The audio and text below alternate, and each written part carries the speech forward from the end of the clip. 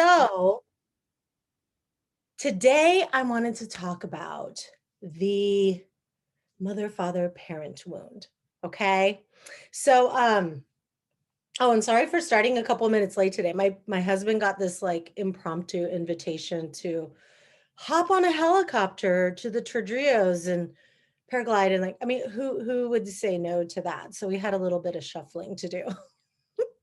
So I'm stoked for him to be on a helicopter right now. I hope he's having fun. So, anyway, today I want to talk about this wound, okay?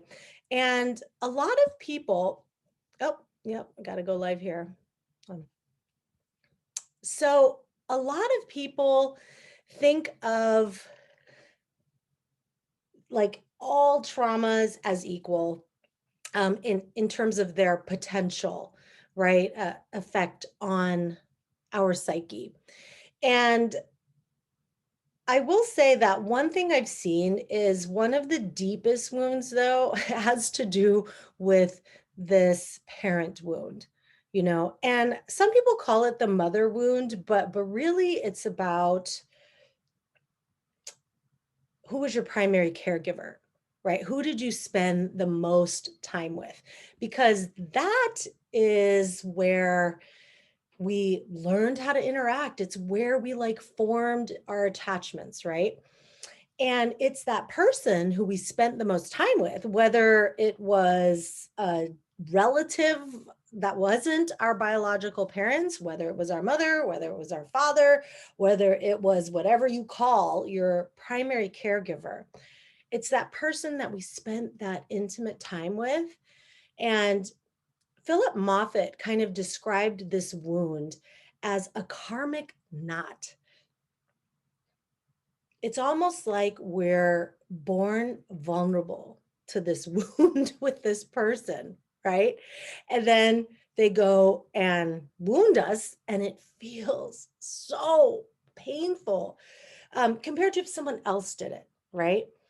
Now, when we are developing this bond with our primary caregiver, there's a few things that we expect from them, right? In this connection.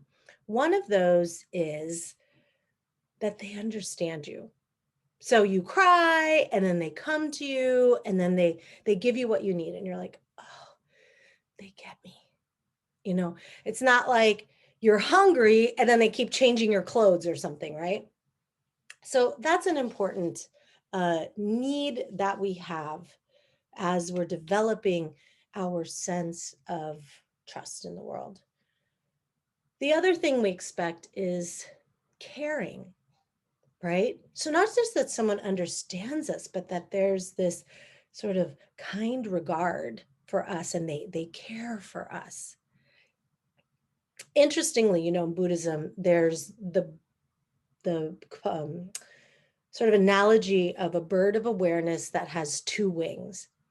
And one of the wings is wisdom, and one of the wings is compassion. And the bird can't fly without either of them. Because we have seen people that have a lot of compassion, but not the wisdom, right? So they go out and they think they're doing the right thing. They have such good intentions. But when the wisdom's lacking, sometimes we can make things worse, right? No matter how good our intentions are.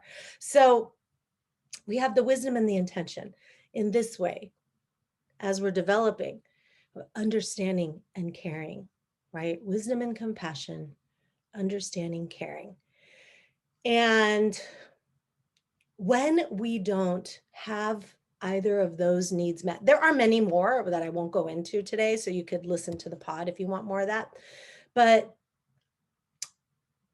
if we don't get those needs met, we don't trust in the world as much, right? We don't trust in ourselves as much. This may manifest as an adult as being really needy, right? Like this kind of insatiable neediness. It can be where we're so easily triggered, right? With a sense of abandonment. We can people please. This wound can be created by someone who is overbearing, like almost too on top. It could be created by someone who's neglectful and too hands off, right? So there's so many, there's someone who's like, very critical, very judgmental. I have many clients in Freedom School that have grown up with very sort of narcissistic mothers, for example, who basically everything is self-referential, right? Like if something painful happens to their child, it's, oh, how will this affect me? So it's like, oh, I'm going through this hard breakup. Oh, does that mean you're not going to go to dinner with me tonight? Right? That kind of shit. So, and growing up with that, right? So you're not alone. We all have this wound. Okay. Now, having said that, we also all have our own filters, our own way of remembering things, our own way of translating those things and interpreting those things. So there are some misperceptions that can happen. One of the less common ones, but that really does exist, is this concept of um, my childhood was fine. Like I didn't experience any wounding. I don't recall anything, right? If we look at what it means to become an adult human, I mean, that shit is painful. Like you are going to get wounded. It is the nature of the game, right? So it's kind of crazy to think about how can one move that even with the best intentioned parents who are trying their hardest without some kind of wounding.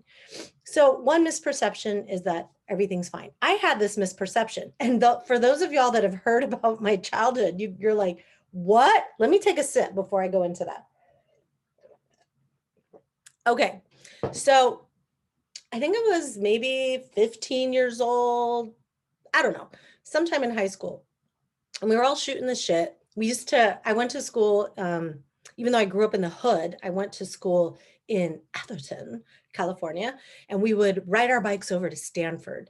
And then we'd hang out in the eucalyptus trees. We used to call it Sherwood Forest. And we would hang out there and we would read some of our books that were required, like Catcher in the Rye and stuff. We'd read them out loud and take turns. It was super fun. You could see why I love school. Anyway, so we were out there, and one of my friends had said, so how and in what ways were our childhoods fucked up? And everybody went around and was sharing that. And then it came to me, and I was like, actually, mine was okay. Like my childhood was pretty good. And even though we didn't have a lot, I'm good. Like I wasn't really wounded in any way. And he just straight up looked at me and was like, that is such bullshit. And I was like, what do you mean? And he's like, that is such bullshit. Like you must have had that. Like your mother abused, your father is schizophrenic and goes out and does crazy shit all the time. You grew up in the ghetto with drive-by shootings. Like, how could you be saying that right now? And I used to think it was because I had some kind of like enlightened awareness on, right? Like some kind of an enlightened awareness of like, oh, in the big scheme, I understand the ultimate intentions. But the reality is a 7-year-old is not doing that. And I was indeed really, really affected by that, right? So I had a misperception of my wound. And I ignored it for a long ass time. I like turned 18, got the fuck out of the house, went to college. I went to UC Santa Cruz. It was only like 45 minutes away, but I was like, I am not living at home. I moved. I went to somewhere far enough that I kind of had to live there because it was through the mountains and everything. And I just forgot about it. But you know what? It arises. I guess where it likes to arise in our relationships, right? In our relationships. And so that's one misperception. Another misperception that we have is that we are broken somehow, or that this is some ugly part of ourselves that we have to hide. And in reality, we all have this. So you are not alone. There's that common humanity element, right, to our wounds. like we all have experienced this, not in a way to minimize the effects of that wound on you, but to rather say, okay, I am not alone in this. This is where our self-compassion practice really comes in, right? Because what we ultimately need to do is come to terms with our wound, right? And then we need to revision our experience of that wound. So, one way, like in Freedom School right now, it's June, we're doing writing your new life story. But what's really happening when you really analyze that, it's the person who's experiencing that story again is different. And Philip Moffat says that too. He's like, it's not so much that the experience changes, it's that the person experiencing the experience has shifted. The way we relate to the experience has shifted. And our practice is so important with that, right? Our mindfulness practice, our meditation practice, because it helps us start to be able to take a step back and have a different experience with that, right? We have a different experience with that wound. So we can become aware of the stories we tell about it, right? Oh, I grew up, my parents were abusive. That's why I have no confidence. That's why my mom was angry. And that's why I get pissed off in all my relationships. That's one of my stories. And so, like all of these things, right? And then we can say, okay, instead of looking at this as a way of, poor me, I had this wound, we can say, wow, oh, I had this wound. How do I want to use this experience now? Now, before we go all spiritual bypassing and being like, all traumas are a gift and all traumas are meant to be, I'm not saying that that's what this is, okay? I'm saying that if you have a wound and if you're ready, you get to decide if you're ready. You could choose to have a different relationship with that wound, just like we could choose to have a different relationship with anything in our lives, right? We can choose to have a different relationship and we can say, all right, I am now going to choose a different way to relate to this. And what's awesome when we do this is it frees us of being hooked emotionally around that wound, right? We can start reacting differently when the memories come up, when our primary caregiver does something that triggers us, that reminds us of that, when our partner does something that triggers that, right? And the pod is a long one this week that's going to drop tomorrow. So I really want you to listen to that because I don't have the time to like dive into all the details of that today. But I will say that, and for those of you that are parents, you can relate to it from your perspective as being a parent now, but it's really important to apply that same awareness to our primary caregiver, that they are more than the label of parent, right? They are more than all of the actions and tasks and expectations that we have of them as like mother, right? So my practice was so strong when I was diagnosed with cancer for the first time. I had renal cell carcinoma. And I was before I got it, I was meditating a lot, meditating regularly, reading Dharma textbooks, like going to retreats and things. And so when I was diagnosed, I was in a very good place, probably like as good of a place as I could be at that time. And then and then at that time, I was also starting to shift my relationship with my mother, who I had had a very fraught relationship with because she was abusive. And I was so able to see her as a human being, right? So, I mean, think about your primary caregiver, whether that was your dad or your mom or another caregiver. They were born just like you with all of this awe for the world, with their own dreams, with their own path that they were supposed to take outside of what was expected from the eyes of their child. Now, something I didn't talk about on the podcast was when I did a year-long Soulcraft intensive with Bill Plotkin. I had said, so where does my soul um, journey lie then? Like, if I am also raising a child, like, is my soul journey like more important? Because there's people that like leave their children, right, to go follow their path. And the way he said it to me, and Sage Magdalene, who was also working with him, they said, we've entered a sacred contract, right? When you decided to have a kid, and there's no other greater like soul path than, and all of the learning that could be there, and everything is like raising another human being. So I hear that and I'm like, yes, okay. And then the wound arises. It's like, yeah, man, my mom had a sacred contract. I think she kind of fucked it up. Right? But the thing is, I could see that my mom, like when I hear stories now, she wanted to be a singer.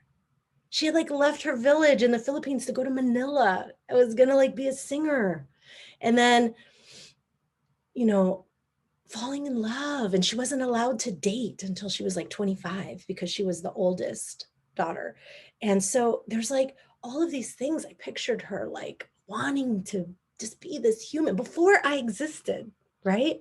And all of her dreams and everything. And I was so much more able to see that when I was practicing, because I could become a little bit more from my wise mind when I was looking at the situation, right? More compassionate. And we all have access to this, right? We all have access to this.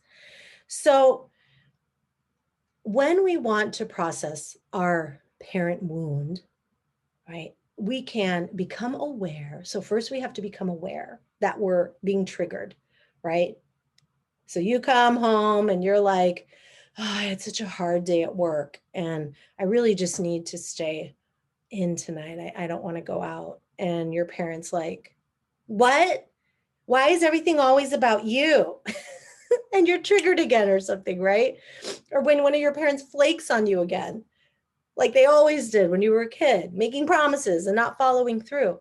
We can become aware that we're hooked, right?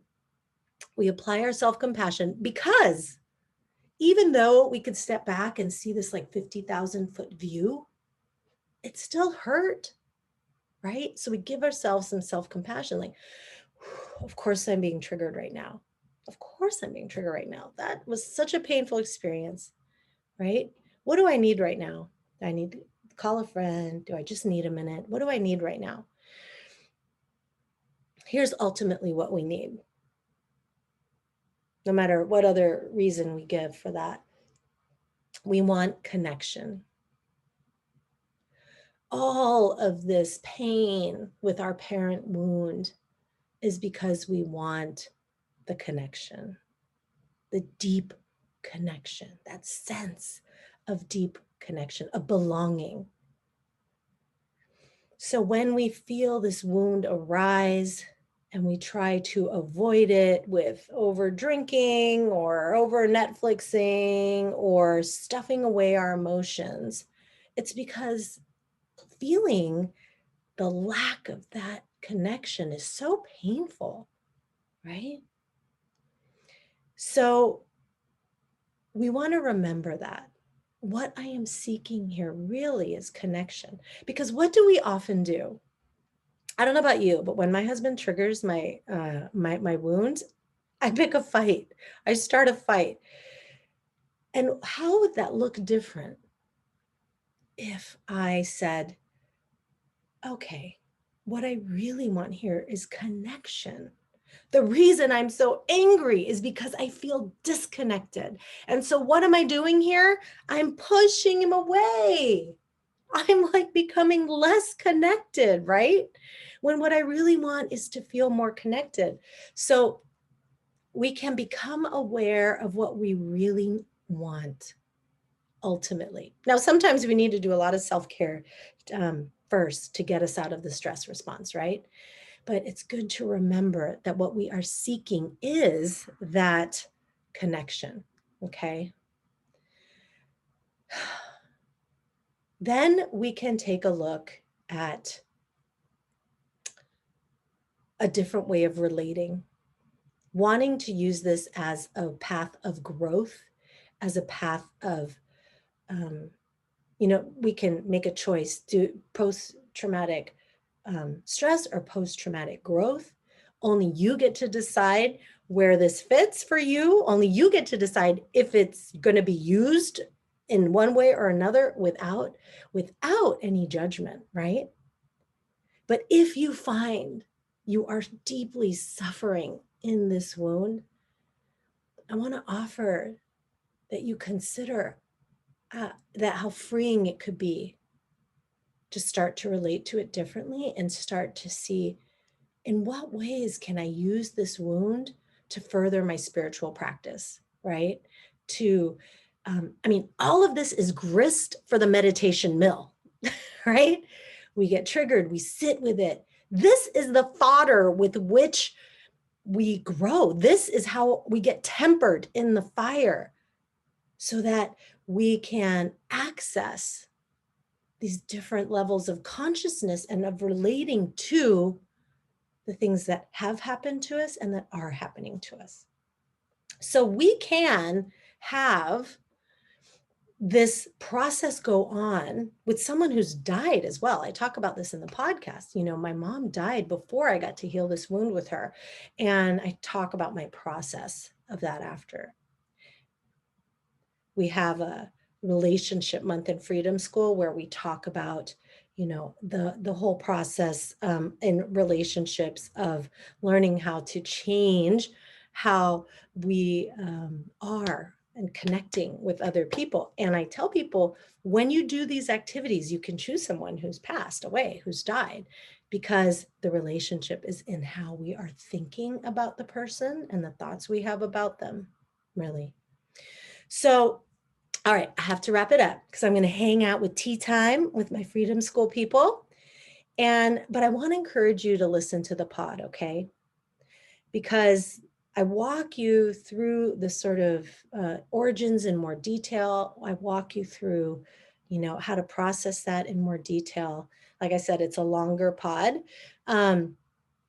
But one of the other cool things that happens, I just want to end on this, is when we change our relationship to the parent wound, we release that other person from our box that we put them in and allow them to be their own being. And that is a gift to give someone. And interestingly, it sets you free. Okay? All right, my friends. Head over to joinfreedomschool.com if you want more of this. We got goodness coming up every week. We have new topics every month. So I hope you come join us. And otherwise, I will see you next week. Okay? Okay. Bye, y'all.